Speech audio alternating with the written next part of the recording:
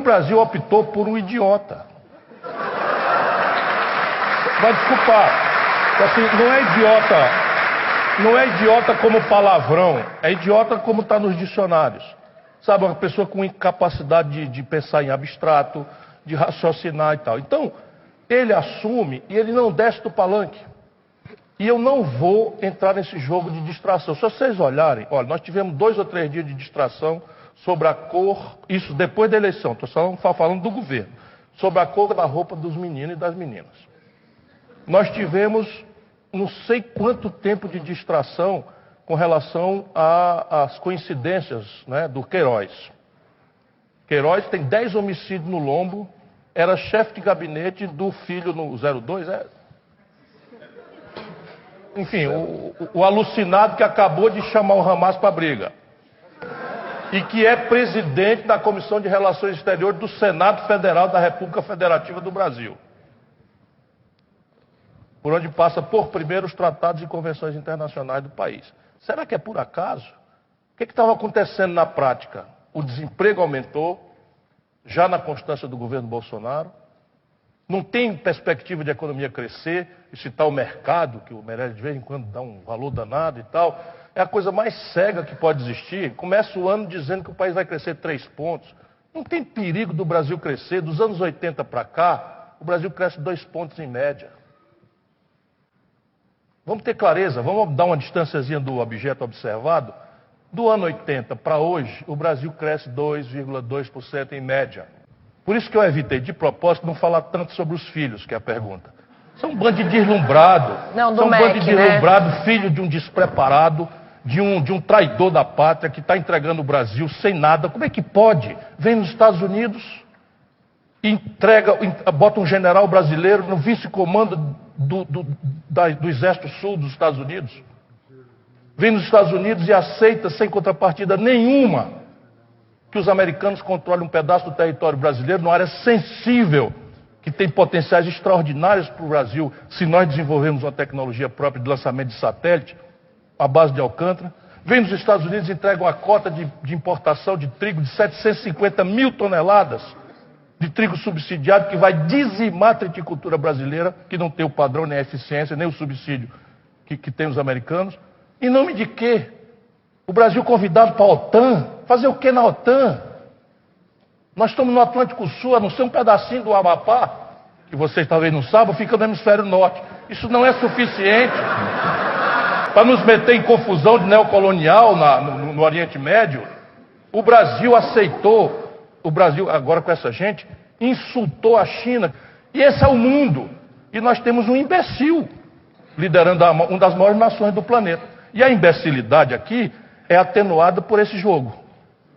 Então, mamadeira de piroca, na eleição. Por favor, escutem isso aí, foi o candidato a presidente, ele entregou na mão do Bonner, e a Rede Globo não fez uma investigação e não denunciou, uma cartilha do kit gay. É mentira aquilo. Cadê a portaria? Cadê o decreto que revogou o kit gay? Se existia. Era mentira. Aquilo foi mentira no horário nobre da Globo, do Jornal Nacional, se considerando tutores da nação, não fizeram uma rapidíssima investigação para dizer no dia seguinte, foi apresentado aqui como kit gay fora uma partilha que não existe, é mentira, brasileiros. Não foi por quê? Porque convinha ao mundo conservador brasileiro derrotar as possibilidades que havia, poucas que havia, de contestação real das estruturas podres do Brasil. E esses filhos são um sintoma. Sintoma de deslumbramento, sintomas de um presidente absolutamente despreparado e com uma vocação entreguista que está sendo, por omissão pelo menos, mas há muita ação, está sendo coadjuvada por 8 ministros generais. Segunda-feira vai assumir provavelmente o 9º. Isso é mais ministro militar do que o Geisel, o Figueiredo e o Médici. E eles estão aí calados. Entregaram a Embraer, sabe quanto foi o negócio da Embraer? 5 bilhões de reais. Sabe quanto foi a venda do prédio, do hotel, não foi só o prédio, do Copacabana Palace? 4 bilhões e 700 milhões de reais. Estão saqueando o nosso país. Estão esquartejando e vendendo pré-sal. A Noruega mandou um estatal comprar o campo de Carcará no Brasil, saiu por $1,35 o barril. Deixa eu passar. Há um sopro conservador, O Brasil não é imune a isso, mas a economia política brasileira, organicamente, precisa do Estado. Então você fica o seguinte, então os produtores de leite do sul do país, tudo reaça, ultraconservadores, Bolsonaro 99,8%. E a política do Bolsonaro, anunciada pelo Paulo Guedes, é que subsídio é uma perversão.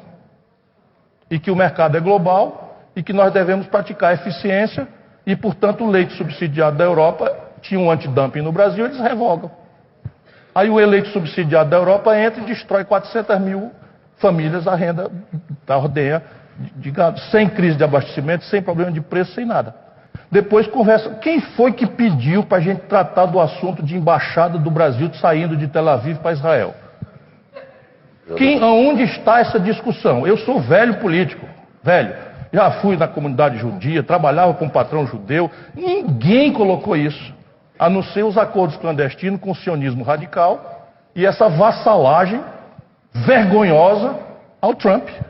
Vergonhosa, é uma coisa nojenta. O filho na coisa só faltou voar na braguilha do Trump.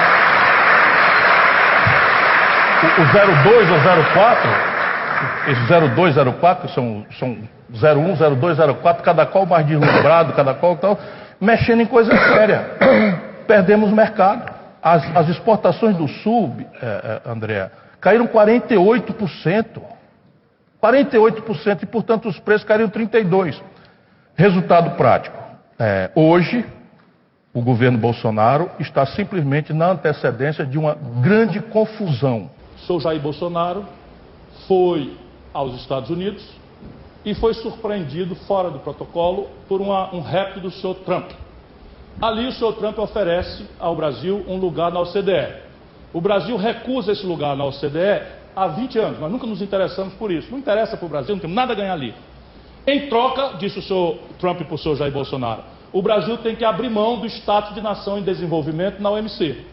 E o Bolsonaro, sem saber nem o que é isso, disse, pois não, perfeitamente.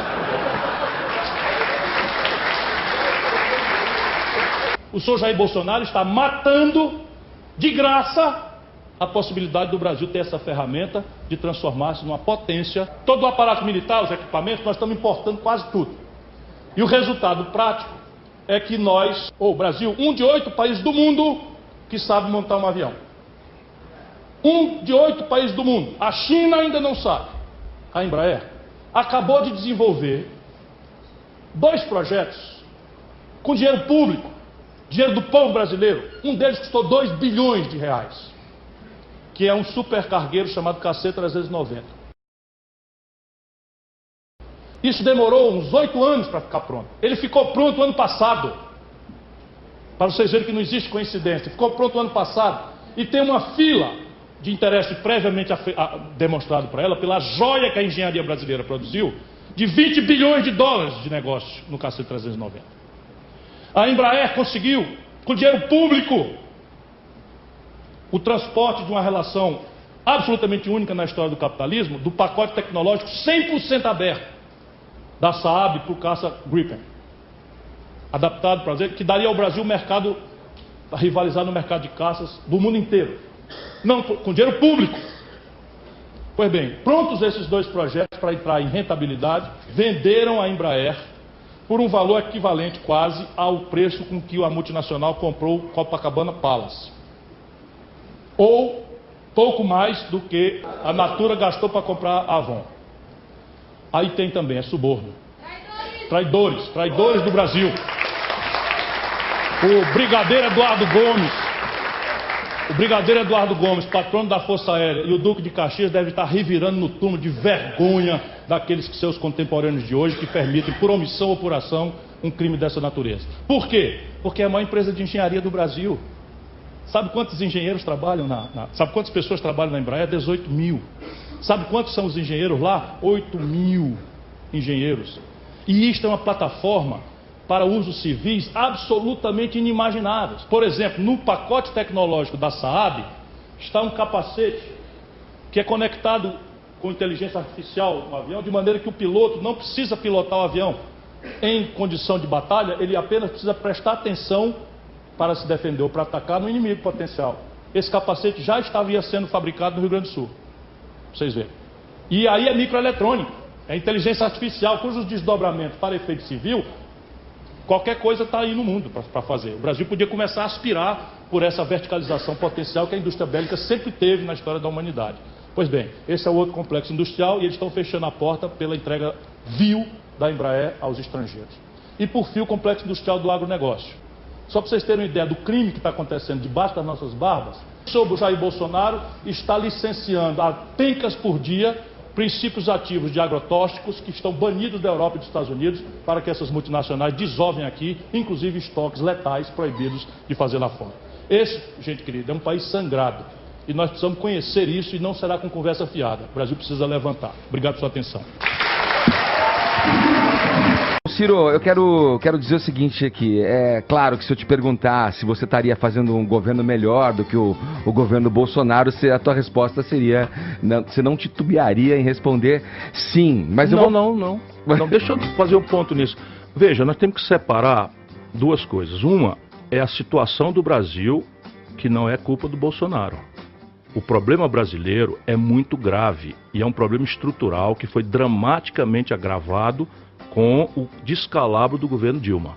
Sim. Então são coisas terríveis. Assim, você tem uma dívida que está se aproximando de 80% do PIB, isso não foi o Bolsonaro, mas ela continua crescendo. Você tem uma taxa de juros que produziu inadimplência, eu já falei aqui da microempresa, falei dos 63 milhões, mas o empresariado está devendo mais de R$1 trilhão e a metade disso já está micando. Sim. E, portanto, o sistema financeiro está todo retraído. E quem paga... São problemas aí, lá no mundo social, você tem 750 mil casos de dengue.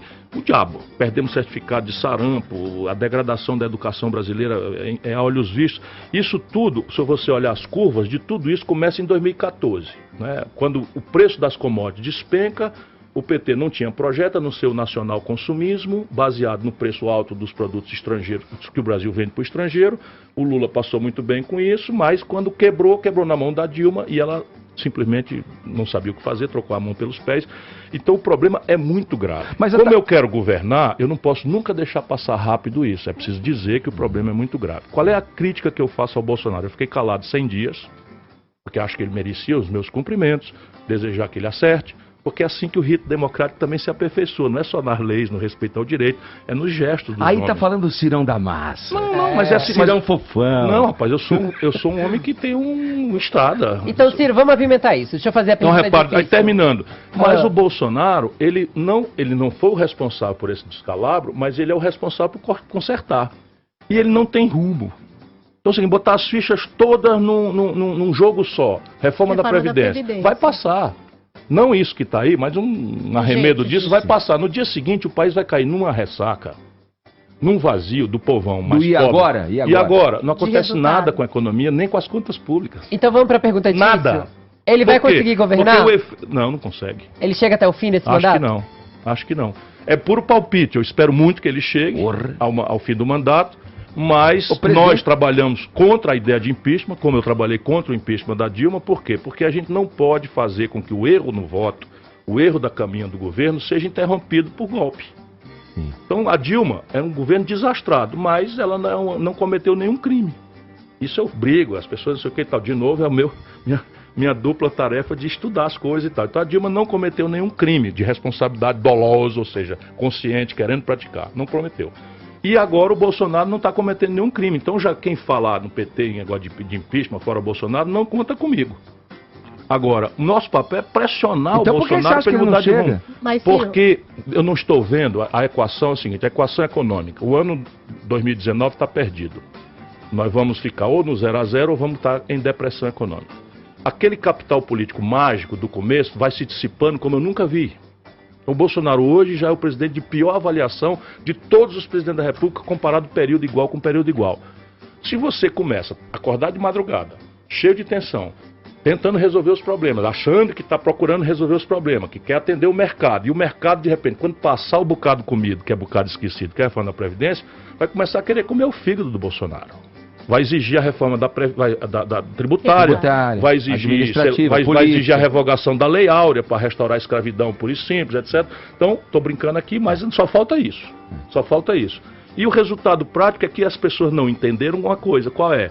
É que com 14 milhões de desempregados, 32 milhões de pessoas na informalidade, correndo da repressão nas ruas da cidade. 63 milhões e 200 mil na inadimplência, não tem consumidor. E o consumo das famílias é o motor de 60% do PIB, do crescimento do PIB. Então, o que é que essa gente está fazendo? Fecharam-se 220 mil pontos de comércio no Brasil nos últimos 3 anos. 13 mil indústrias fecharam no Brasil nos últimos 3 anos e esse fenômeno continua. Ciro. Então o foco está errado. Aí faz o quê? Aí, Vini, O foco está errado, porque essa foco questão tá da Previdência... profundamente errado. Você é crítico à questão da Previdência, você até falou que está Diferente rodando do o Brasil... PT. Porque nós temos uma proposta, nós reconhecemos o problema da Previdência e o PT faz de conta que não governou o país, que o Lula não fez uma reforma da Previdência. É chocante. É chocante. O Lula fez uma reforma da Previdência e introduziu no serviço público brasileiro um sistema de capitalização. Aí o Paulo Guedes fala em capitalização e os caras, em vez de dizer, olha, o erro aqui não é o conceito de capitalização. O erro aqui é que você, na contramão do mundo inteiro, menos do Chile que quebrou, é a contribuição patronal e o controle público. Para você não deixar que o sistema financeiro privado faça jogo financeiro de especulação com o dinheiro da poupança dos velhos, que amanhã pode fazer uma aposta errada, quebra a bolsa e você perde toda a coisa. Você não pode deixar isso acontecer com este tipo de poupança, que é a nossa proposta. Não, o PT que fez a capitalização pública, nos modos como eu estou falando, sim, com o Lula, agora fala contra a capitalização, como se fosse um crime, etc. Então, nós aqui, o serviço é pesado em todo momento. Nós reconhecemos, o PDT, que há um problema na Previdência e que a fórmula de consertar não é única. E aí, qual é a nossa crítica à proposta do Bolsonaro? É que 83 de cada 100 reais economizados são no lombo de quem ganha até 2 salários mínimos, R$2.000.